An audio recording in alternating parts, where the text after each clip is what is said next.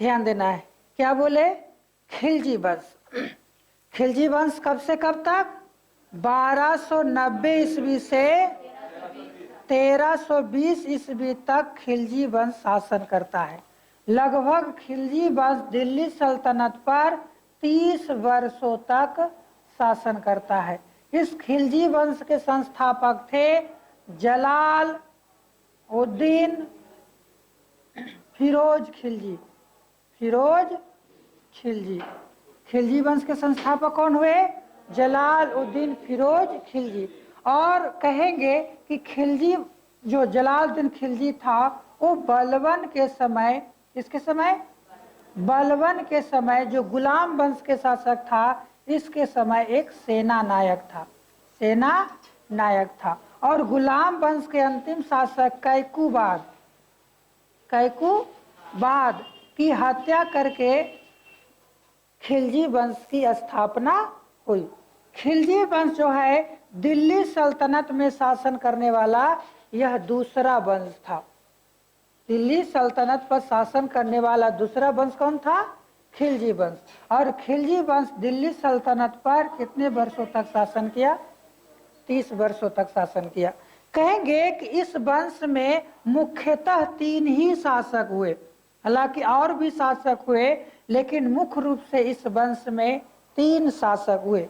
पहला जलाल उद्दीन खिलजी, जलाल उद्दीन खिलजी, और दूसरा था अलाउद्दीन खिलजी, अलाउद्दीन खिलजी। तीसरा था मुबारक शाह खिलजी, मुबारक शाह खिलजी। कहेंगे कि इस वंश में मुख्यतः 3 शासक हुए। कौन कौन हुए? जलालुद्दीन खिलजी हुए, अलाउद्दीन खिलजी हुए और मुबारक शाह खिलजी हुए। यानी गुलाम खिलजी वंश में मुख्य रूप से 3 शासकों के इर्द गिर्द ही सत्ता रहती है। अब देखो कि जलालुद्दीन खिलजी के समय कुछ काम हुए। तो जलालुद्दीन खिलजी क्या था? यह एक उदार शासक था। क्या था? उदार शासक था। और 1290 ईस्वी में दिल्ली सल्तनत का सत्ता संभालता है। कब? 1290 ईस्वी में। अब देखो इसके समय एक विद्रोह हुआ था जिसका नाम ईरान का एक मौला था, सिद्धी मौला, सिद्धी मौला। ये सिद्धी मौला ने क्या किया? जलालुद्दीन का विरोध किया था, जलालुद्दीन का विरोध किया था। इस कारण से जलालुद्दीन ने क्या किया? सिद्धी मौला को हाथी से कुचलवा दिया, हाँ, सुला दिया और उस पर हाथी चढ़वा दिया और सिद्धी मौला की मृत्यु हो जाती है। अब देखो जलालुद्दीन ज्यादा दिन तक शासन नहीं करता है। ये क्या होता है? 1296 ईस्वी में ही इसकी हत्या कर दी जाती है। आपको बताए कि जलालुद्दीन जो है 70 वर्ष की आयु में खिलजी वंश की स्थापना करता है और दिल्ली की गद्दी पर बैठता है। कहा जाता है कि एक व्यक्ति का नाम था अलाउद्दीन खिलजी। क्या नाम था? अलाउद्दीन खिलजी, जो इसका रिश्तेदारी में भतीजा था। क्या था? भतीजा था। क्या नाम है? अलाउद्दीन खिलजी, अलाउद्दीन खिलजी, अलाउद्दीन खिलजी क्या था? तो जलालुद्दीन खिलजी का भतीजा था। कहेंगे कि इसका अलाउद्दीन का पापा मर गए, अलाउद्दीन खिलजी का पिता मर गए। यानी जब अलाउद्दीन बच्चा ही था तो इसके पिता की मृत्यु हो गई। तब इसका लालन पालन जो किया था वो जलालुद्दीन खिलजी ही ने किया था। और इसने जब बड़ा हुआ अलाउद्दीन खिलजी तो इसने 2 जगहों का शासक बनाया। एक का नाम है कड़ा और एक का नाम है मंगोलपुरी, मंगोलपुरी। किसका? मंगोलपुरी। कहेंगे कि कड़ा और मंगोलपुरी का इसने क्या बनाया? गवर्नर बनाया। लेकिन क्या होता है आगे चलकर कि अपने चाचा जलालुद्दीन खिलजी, जलालुद्दीन खिलजी को एक दिन बुलाया कड़ा, और गले मिलने के बहाने धोखे से जलालुद्दीन खिलजी की हत्या कर दिया के अलाउद्दीन खिलजी, और स्वयं खिलजी वंश का शासक बन गया। अरे पगला था, 70 वर्ष तो हो ही गया था, 76 वर्ष, अरे कुछ समय आज तक जीता, बचेल देता, उसके बाद शासक बन जाता, लेकिन इसको बर्दाश्त तो हुआ नहीं, कहा चाचा को टपका देते हैं। और एक बात और जानना है कि अलाउद्दीन खिलजी जो है वो जलालुद्दीन खिलजी का दामाद भी था, जलालुद्दीन खिलजी का दामाद भी था, कहेंगे भतीजा भी था और दामाद था, क्योंकि अपनी बेटी का विवाह जो है अलाउद्दीन खिलजी के साथ किया था के जलालुद्दीन खिलजी। लेकिन खिलजी वंश का जो दूसरा शासक था अलाउद्दीन खिलजी था, अलाउद्दीन खिलजी।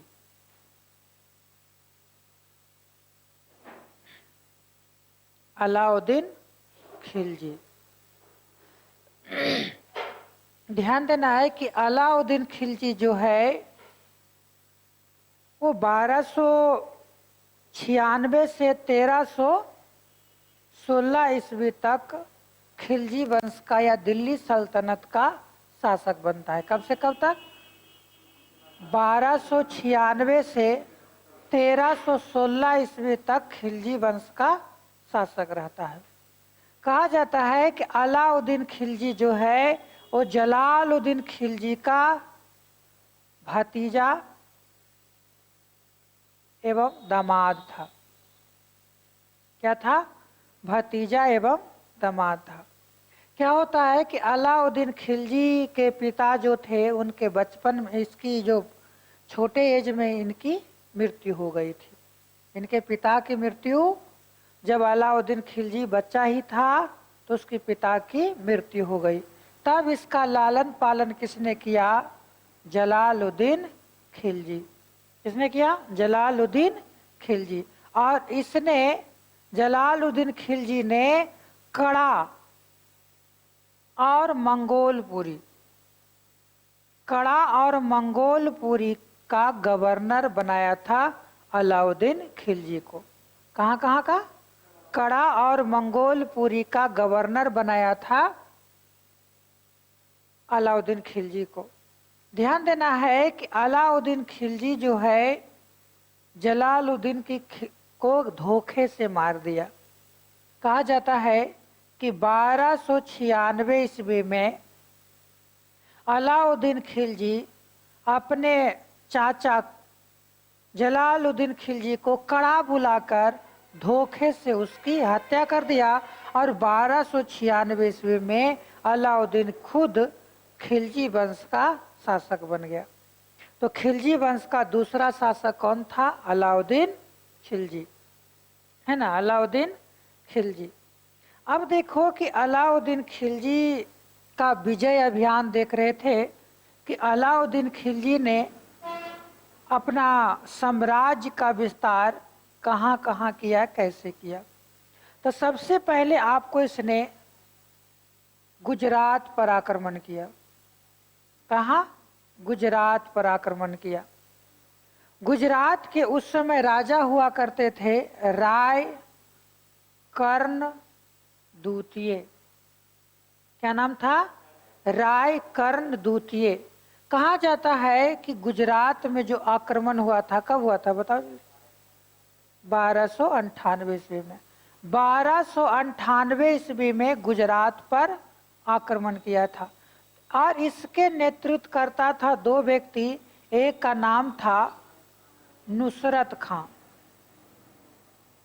और एक का नाम था उल्गू खां।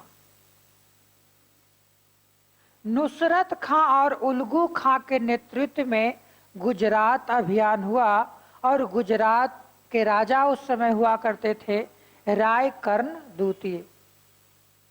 इसकी हमला से राय कर्ण द्वितीय भाग जाते हैं और देवगिरी के शासक, देवगिरी के शासक के यहाँ शरण लेते हैं। और देवगिरी के शासक वहाँ उस समय कौन थे? कौन थे जी? रामचंद्र देव। क्या नाम था? रामचंद्र देव। रामचंद्र देव के यहाँ शरण लेते हैं। कहा जाता है कि गुजरात, ये जो रायकर्ण थे, इसकी पत्नी का नाम था कमला देवी। कमला देवी। इसको भी अपहरण कर अलाउद्दीन खिलजी के पास ले जाया गया और अलाउद्दीन खिलजी ने क्या कमला देवी से विवाह कर लिया।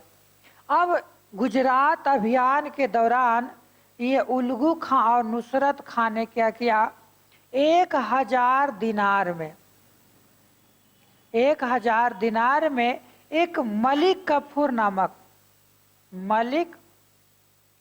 कफूर नामक हिजड़ा को खरीदा था। और मलिक कफूर को 1000 दिनारी कहा जाता है। क्या कहा जाता है? मलिक कफूर को 1000 दिनारी कहा जाता है। इस प्रकार से नुसरत खां और उल्गू खां के नेतृत्व में गुजरात जीत लिया। किसने? अलाउद्दीन खिलजी ने। इसके बाद जो है दूसरा आक्रमण करता है, क्या कहेंगे, गुजरात आक्रमण के बाद दूसरा आक्रमण करता है रणथंभौर पर। कहाँ? रणथंभौर पर। रणथंभौर के उस समय राजा हुआ करते थे हमीर देव। कौन थे? हमीर देव। कहेंगे गुजरात आक्रमण के बाद 1301 ईस्वी में, कब? 1301 ईस्वी में दूसरा आक्रमण करता है रणथंभौर पर। और रणथंभौर के उस समय राजा थे हमीर देव। हमीर देव। कहा जाता है कि अलाउद्दीन खिलजी के आक्रमण को इसने कई वर्षों तक रोक रखा था। अपने किले में प्रवेश करने से कई वर्षों तक ये रोक रखा था। लेकिन हमीर देव के जो प्रधानमंत्री था, ये प्रधानमंत्री अलाउद्दीन खिलजी से मिल जाता है, जिसके कारण हमीर देव की हार हो जाती है और रणथंभौर पर भी अलाउद्दीन खिलजी का कब्जा हो जाता है, अधिकार हो जाता है। बात समझ में आ गया? अब देखो कि अलाउद्दीन खिलजी जो तीसरा आक्रमण करता है वो है चित्तौड़गढ़। कहाँ? चित्तौड़गढ़। कहाँ? चित्तौड़गढ़। चित्तौड़गढ़ के राजा हुआ करते थे। चित्तौड़गढ़ के जो राजधानी था मेवाड़। कई बार क्वेश्चन आता है, चित्तौड़गढ़ की राजधानी कहाँ था? मेवाड़। कहाँ था? मेवाड़। और चित्तौड़गढ़ पर जो आक्रमण हुआ था वो 1303 ईस्वी में। क्या क्या बताए? सबसे पहले बताए 1298 ईस्वी में गुजरात पर आक्रमण किया। 1301 ईस्वी में रणथंभौर पर आक्रमण किया और 1303 ईस्वी में चित्तौड़गढ़ पर आक्रमण किया। चित्तौड़गढ़ के जो राजधानी था वो कहाँ था? मेवाड़। कहाँ था? मेवाड़। अब चित्तौड़गढ़ के राजा हुआ करते थे राजा रतन सिंह। क्या थे? राजा रतन सिंह। राजा रतन सिंह। इसकी पत्नी थी पद्मावत।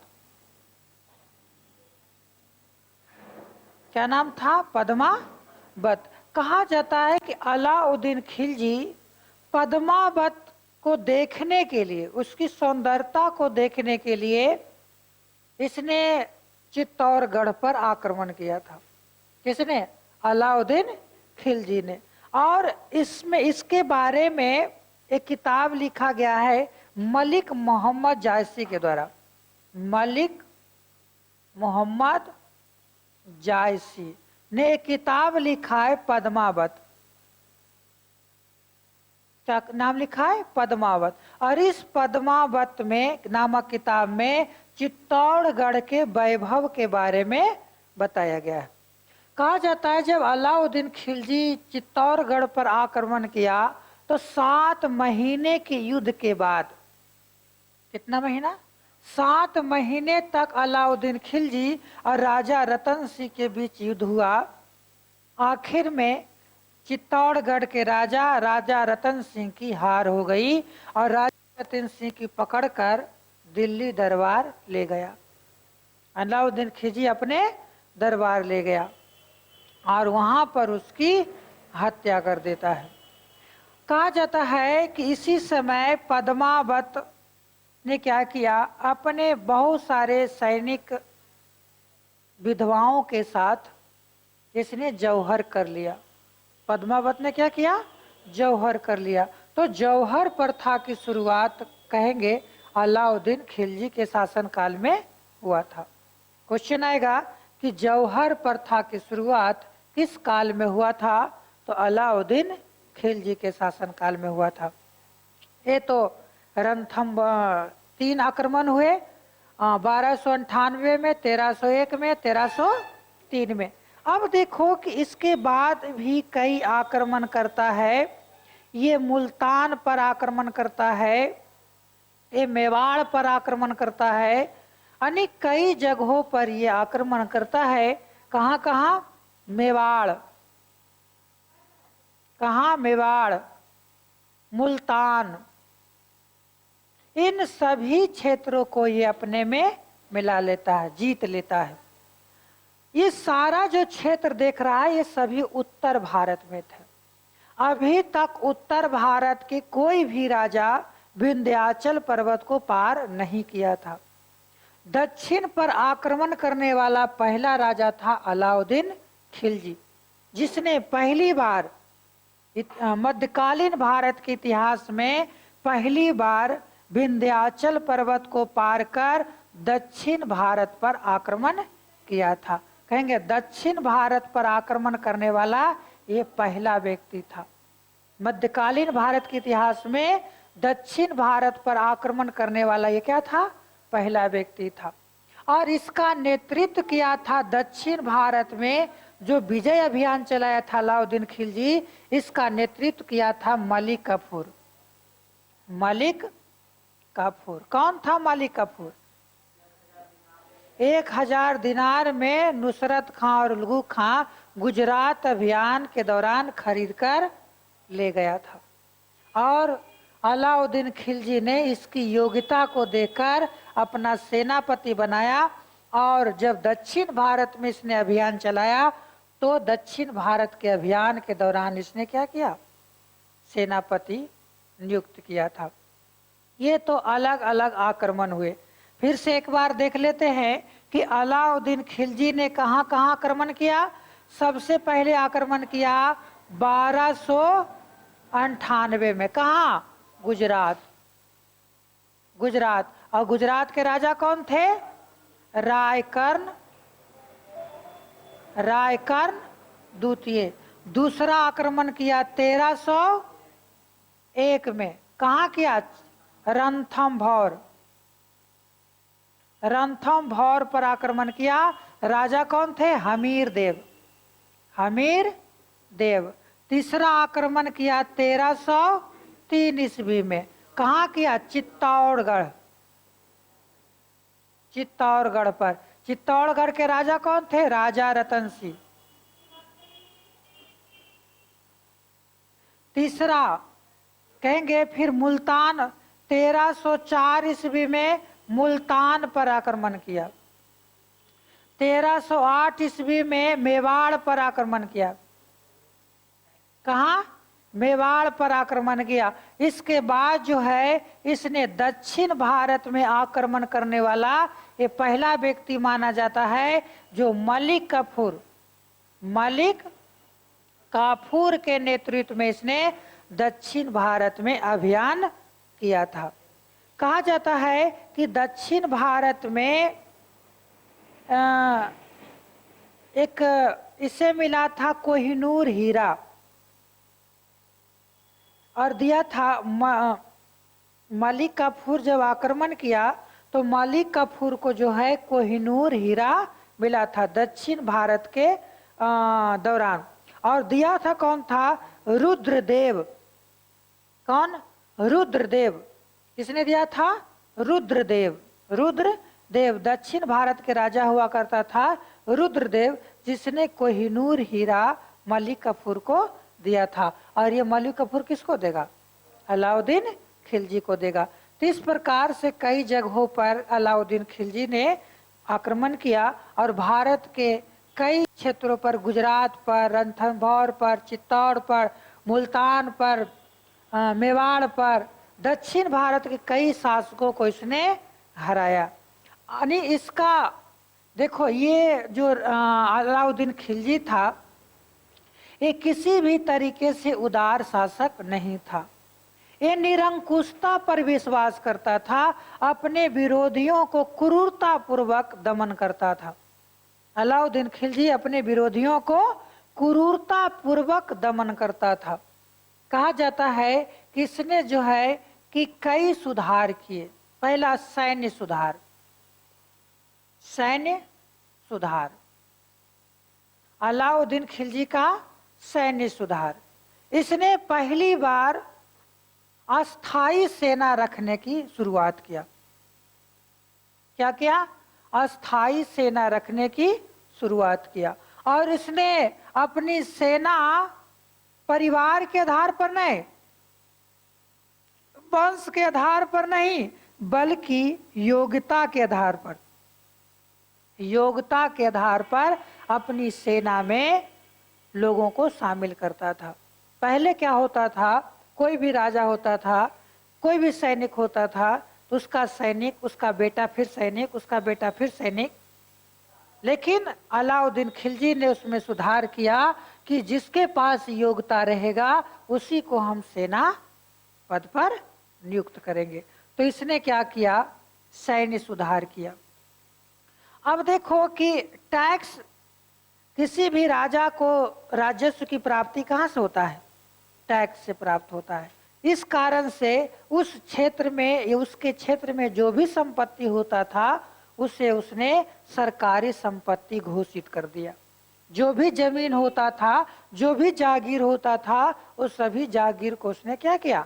सरकारी संपत्ति घोषित कर दिया। और इसने कहा है हिंदुओं पर 50% टैक्स लगाता था और मुस्लिमों पर 25% टैक्स लगाता था। हिंदुओं पर 50% और मुस्लिमों पर 25% टैक्स लगाता था। और इसके अलावा कहा जाता है कि इसने 4 प्रकार का टैक्स लगाया था। कितने प्रकार का? 4 प्रकार का टैक्स लगाया था, जिसको कहते हैं जजिया, जजिया कर, जकात, जजिया और जकात। जजिया कर गैर मुस्लिमों पर लगता था। किस पर? जजिया, जकात, खम्स और खराज। खम्स और खराज, ये 4 प्रकार का टैक्स किसने लगाया? अलाउद्दीन खिलजी। यानी आपको खराज जो होता था ना, वो गृह कर था, घर पर। ये जो आपको खम्स था वो चारागाह पर। और जजिया और जकात का, जजिया कर जो लगता था हिंदुओं पर और जकात जो लगता था मुस्लिमों पर। तो मुस्लिमों पर कितना प्रतिशत? 25%। और हिंदुओं पर 50% इसने टैक्स लगाने की शुरुआत किया। के अलाउद्दीन खिलजी कई जगहों पर आक्रमण किया, सैन्य सुधार किया। सेना में क्या सुधार किया? उसने अस्थाई सेना रखने की शुरुआत किया। और वंश के आधार पर ना रखकर सेना, वो योग्यता के आधार पर सेना रखने की शुरुआत किया। आर्थिक सुधार क्या किया? उसके राज्य में जो भी जमीन था उसे सरकारी जमीन घोषित किया। कहा जाता है कि इसके अनुसार कहा जाता है कि अलाउद्दीन खिलजी ये चाहता था कि अगर किसी के पास ज्यादा संपत्ति हो जाए तो क्या करेगा? वो राजा का विद्रोह कर सकता है। इस कारण से उसके क्षेत्र में किसी को बड़ा होने नहीं देता था। और इसने हिंदुओं पर, मुस्लिमों पर 4 प्रकार का टैक्स लगाया, जिसको जजिया, जकात, खम्स और खराज कहा गया। जजिया, जकात, खम्स और खराज कहा गया। क्वेश्चन आएगा कि 4 प्रकार के टैक्स किसने लगाया था? अलाउद्दीन खिलजी ने लगाया था। अब देखो, इसने बाजार पर नियंत्रण प्रणाली भी शुरू किया। क्या किया? बाजार पर नियंत्रण प्रणाली भी शुरू किया। यानी अलाउद्दीन खिलजी के समय बहुत सारा सुधार हुए। बाजार पर इसने क्या किया? तो बाजार में अगर कोई व्यक्ति कम तौलता था तो उसका उतना, जितना कम तौलता था उतना उसका मांस कटवा लेता था। और जो मंदिर मस्जिद टूटता था, मंदिर टूटता था तो मंदिर जो मूर्ति टूटता था उसके मूर्तियां के जो अवशेष बचता था उससे वो मांस तौलवाता था। ऐसा था अलाउद्दीन खिलजी। और नाम था अलाउद्दीन खिलजी। अब अलाउद्दीन खिलजी के बाद यहाँ पर कोई विशेष शासक नहीं हुआ। इस वंश का सबसे अंतिम शासक था नसीर उद्दीन खुसरो शाह। नसीर उद्दीन खुसरो शाह। और नसीर उद्दीन खुसरो को क्या किया? गयासुद्दीन तुगलक ने हत्या कर दिया और उसके स्थान पर तुगलक वंश की स्थापना हो गई।